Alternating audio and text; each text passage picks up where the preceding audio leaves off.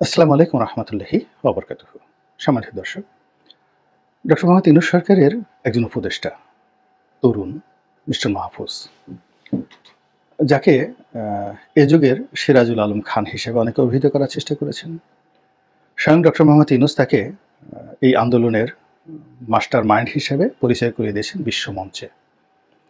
এরপর থেকে তিনি সামনে চলে এসেছেন। তাকে যখন প্রধান উপদেষ্টার বিশেষ সহকারী করা হলো, আমরা সবাই আশ্চর্য হয়েছিলাম। এর কারণ হলো তিনি বাংলাদেশের পরিচিত কোনো মুখ নন, রাজনীতিতে পরিচিত মুখ নন। এমনকি যখন এই কোটা বিরোধী আন্দোলন তুঙ্গে, তখনও তার কোনো নামগন্ধ আমরা দেখিনি, শুনিনি, বুঝিনি।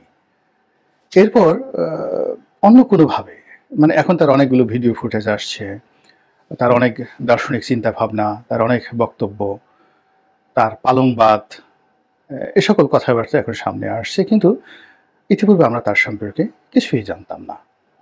তো এই ভদ্রলোক ঢাকা বিশ্ববিদ্যালয়ে ল ডিপার্টমেন্টের ছাত্র ছিলেন, এখন আছেন কিনা আমি জানি না।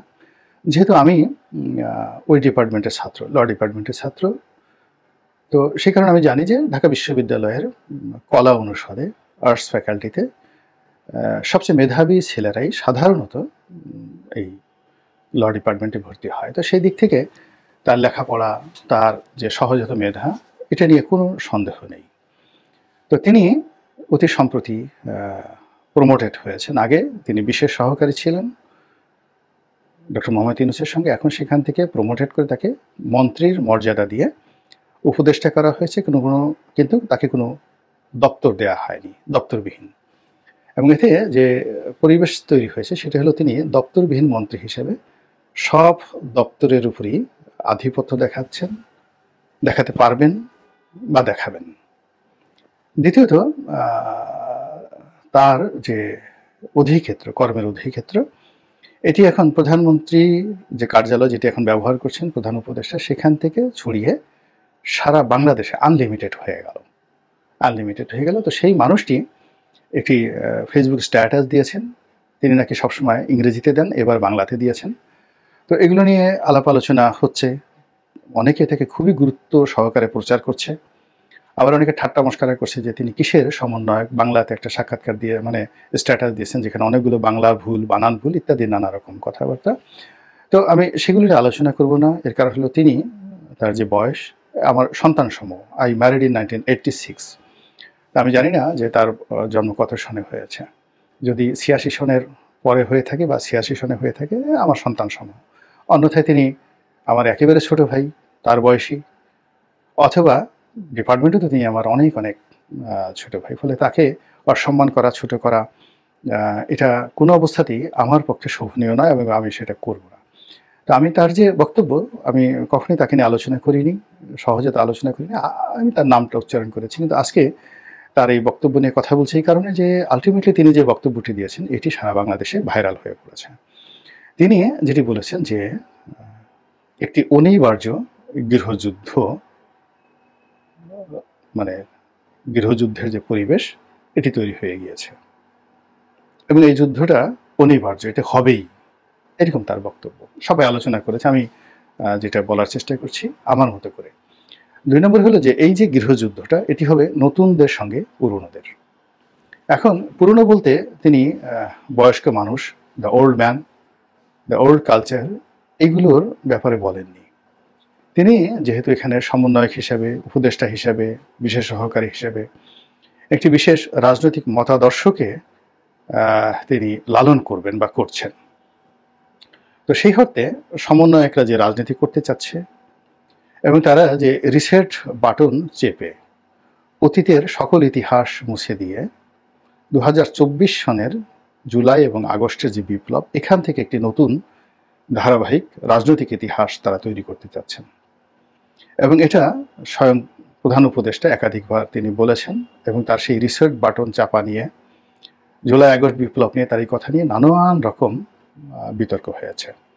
তো এখন সবাই বলার চেষ্টা করছেন যে প্রধান উপদেষ্টা যে কথা বলেছেন, কিংবা আসিফ নজরুল সে যে কথা বলেন, বা প্রধান উপদেষ্টার প্রেস সচিব যে কথা বলেন, অন্যান্য উপদেষ্টারা যে কথা বলেন, সব কথার মূলত মাস্টার মাইন্ড হিসেবে মিস্টার মাহফুজ, তার একটা ভূমিকা থাকে এবং তার একটা প্রভাব থাকে এবং he is the main man.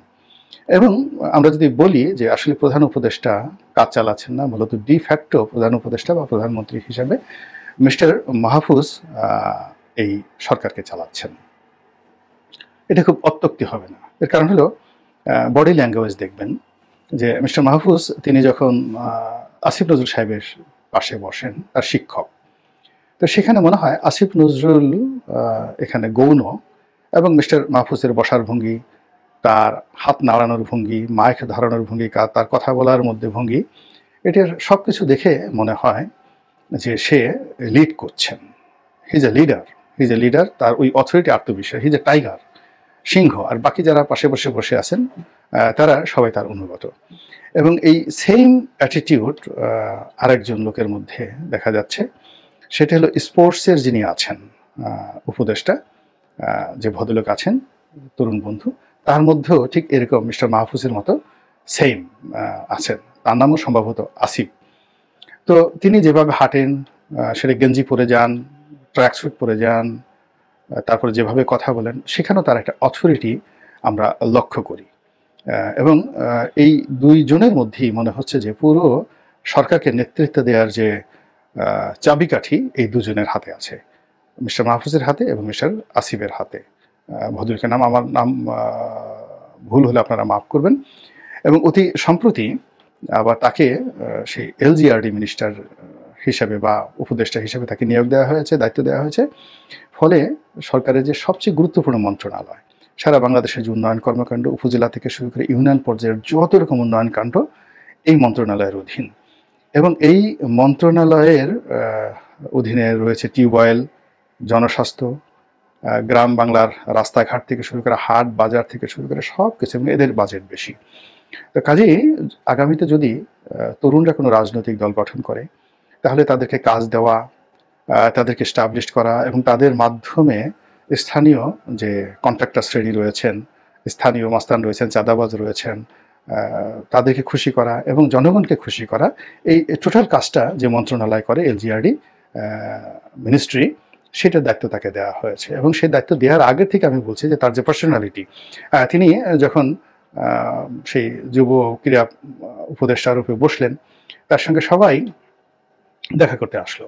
তো তিনি একেবারে পায়ের উপর পা তুলে বসে ঠিক অনেকটা বেগম খালেদা জিয়ার চাইতেও একটা রাজস্বিক ভঙ্গি নিয়ে তিনি বসে রইলেন, এবং সবাই তাকে হ্যান্ডশেক করবে এই সাহসও সবাই পেল না।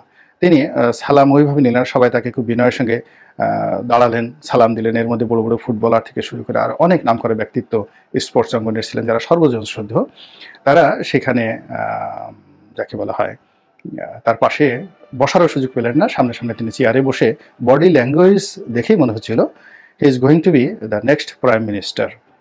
তিনি অথবা মাহফুজ, এই দুজনের যে কোনো একজনই ভবিষ্যৎ প্রধানমন্ত্রী হবেন, এবং জানে না প্রধানমন্ত্রী নন। তাদের ব্যক্তিত্ব হবে অনেকটা যাকে বলা হয় বেগম খালেদা জিয়ার মতো, একটা রাজস্বিকতা থাকবে তাদের মধ্যে, এরকম ভাবসাব ফুটে উঠেছে। এবং রিসেন্টলি একটা স্পোর্টস অনুষ্ঠানে দেখলাম যে বাংলাদেশ এবং মালদ্বীপ বা মালয়েশিয়ার কোনো একটা খেলা হচ্ছিল। এখানে বাংলাদেশ ফুটবল ফেডারেশনের যিনি নবনির্বাচিত সভাপতি মিস্টার তাবিথ আওয়াল, তো তাবিথ আওয়াল মিস্টার আব্দুল আওয়াল মিন্টুর সন্তান। এদের জন্ম হয়েছে সোনার চামচ মুখে দিয়ে, পড়াশোনা করেছেন আমেরিকাতে, এবং যেন তেন পড়াশোনা নয়, খুবই ভালো ভালো ইউনিভার্সিটিতে পড়াশোনা করেছেন। তো যদি সামাজিক অবস্থান ধরেন, তাহলে তাবিথ আওয়ালের সামাজিক অবস্থান যদি 133 তলা বিল্ডিংয়ের উপরে হয়, তাহলে এই যিনি স্পোর্টস উপদেষ্টা হিসেবে যিনি আছেন মিস্টার আসিফ, তার সামাজিক অবস্থানটা এখনো বস্তির চেয়েও খারাপ অবস্থাতে। যদি এডুকেশন ধরেন, তাহলে ঢাকা বিশ্ববিদ্যালয়ের এডুকেশন আর তাবিথ আওয়াল যে বিশ্ববিদ্যালয়ে পড়েছেন তাদের র্যাঙ্কিং আকাশ এবং পাতালের মধ্যে। তো শিক্ষা গেল, পরিবার বলো। যদি পিতৃ পরিচয় ধরেন আব্দুল আওয়াল মিন্টুর, এরপরে যদি নির্বাচন বিএনপির জামানাতে হতো, তাহলে তাবিথ আওয়াল একেবারে চোখ বুঝে উত্তর সিটি কর্পোরেশনের মেয়র হতেন, এবং মেয়র হলে তিনি একজন যাকে বলা হয় পূর্ণমন্ত্রীর মর্যাদা সম্পন্ন মেয়র হতে পারতেন, সেই যে 2014 সালে। এই হলো তাবিথ আওয়ালের গ্রেড। অন্যদিকে যদি বিএনপিকে ভবিষ্যতে ক্ষমতায় ধরেন, তারপরে শেষে তারেক রহমান সাহেবকে যদি ভবিষ্যতের প্রধানমন্ত্রী হিসেবে কেউ কল্পনা করেন, তো সেক্ষেত্রে বিএনপির সবচেয়ে প্রভাবশালী তারেক রহমানের কাছে এই মুহূর্তে যে কজন ঘনিষ্ঠজন আছেন তার মধ্যে ওয়ান অফ দ্য টপ 3, 1, 2, 3, সেই 1, 2, 3-এর মধ্যে তাওহিদ আউয়াল অন্যতম। তো সেই তাওহিদ আউয়াল বাংলাদেশ ফুটবল ফেডারেশনের প্রেসিডেন্ট হিসেবে এই আসিফ মাহমুদের পাশে তিনি বসেছিলেন এই অনুষ্ঠান দেখার জন্য। তো সেখানেও দেখা গিয়েছে যে তিনি তাওহিদ আউয়ালের দিকে তাকে পাত্তা দেওয়ারও প্রয়োজন মনে করেনি, বরং তিনি তার ব্যক্তিত্ব নিয়ে যেভাবে বসেছিলেন তাতে মনে হয়েছে যে বেগম খালেদা জিয়া যেভাবে বসে আছেন বা শহীদ প্রেসিডেন্ট জিয়াউর রহমান যেভাবে বসে আছেন কিংবা বঙ্গবন্ধু যেভাবে বসে আছেন তার পাশে যদি একজন সাধারণ মানুষ যেভাবে বসে থাকেন ঠিক ওইরকমই তাওহিদ আউয়ালকে মনে হচ্ছিল। সো এটা হলো নতুন এবং পুরনোর মধ্যে যেটা উনি বলেছেন যে যুদ্ধটা অনিবার্য নতুন এবং পুরনোর মধ্যে, মানে পুরনো যে রাজনৈতিক যে ধ্যান এবং ধারণা, সেই ধ্যান ধারণার ক্ষেত্রে সেটা আওয়ামী লীগ হোক, বিএনপি হোক, জামাত হোক, জাতীয় পার্টি হোক, সেখানকার সেই প্রধান ব্যক্তি অর্থাৎ এই দুজন ভদ্রলোক আগামী দিনে এই যে বিপ্লবের অধিকর্তা রূপে, বিপ্লবের ক্রিয়েটার হিসেবে, বিপ্লবের ফাউন্ডার হিসেবে, বিপ্লবের মাস্টার মাইন্ড হিসেবে তারা যে চিন্তা চেতনা করছেন সেটা হলো আগামী দিনের প্রেসিডেন্ট এবং প্রধানমন্ত্রী বাংলাদেশের।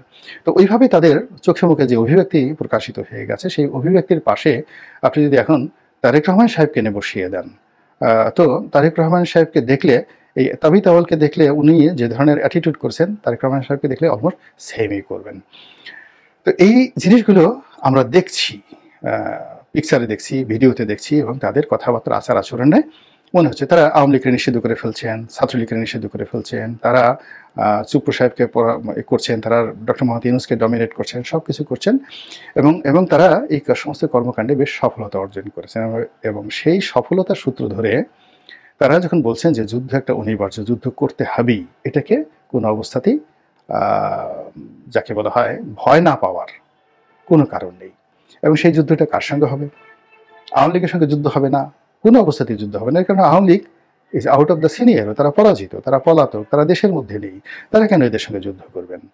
এখন যদি যুদ্ধ হয় জামাতের সঙ্গে, প্রশ্নই আসে না জামাত এখানে যুদ্ধ করতে যাবে না। জামাতের সবসময় সুবিধাজনক অবস্থানে থাকে, কৌশল করে চলে, সুবহানাল্লাহ আলহামদুলিল্লাহর উপরই চলে এবং যখনই সুযোগ পায় তারা সুযোগের অনুযায়ী ভদ্রভাবে যতটা ক্ষমতা দেখান ততটা দেখায়, তারা যুদ্ধ করতে যাবে না। যুদ্ধ তারা ৭১ সনেই করেছেন এবং ৭১ সনে যুদ্ধ করে তাদের যুদ্ধের যে স্বাদ এটা মিটে গেছে এবং তাদের যুদ্ধ করার সামর্থ্য কতটুকু আছে এটাও ৭১ সালে সেটেল হয়ে গেছে। সো তারা এখন দাওয়াতি কর্মকাণ্ডে বেশি ব্যস্ত থাকবে। তাহলে এই যে নতুন এবং পুরাতনের যে যুদ্ধ, সেই যুদ্ধটা হবে বিএনপির সঙ্গে এবং বিএনপির সঙ্গে সেই যুদ্ধটা কেমন হবে? সেটা কি সশস্ত্র যুদ্ধ হবে নাকি নিরস্ত্র যুদ্ধ হবে? এটার একটা ব্যাখ্যা পাওয়া গিয়েছে। সেই ব্যাখ্যাটা হলো একজন সমন্বয়ক বলেছেন যে যদি ৫ তারিখে আমাদের একটা প্ল্যান ছিল যে এই ৫ তারিখের যে আমাদের যে সফলতাটা যদি না আসে তাহলে আমরা সশস্ত্র বিপ্লবে চলে যাব। তাহলে ৫ তারিখে যদি তাদের সশস্ত্র বিপ্লব করার পরিকল্পনা থাকে, প্রস্তুতি থাকে, তাহলে এই যে গত ৩ মাসে তাদের সেই প্রস্তুতি কি বলেন বাড়ছে না কমছে?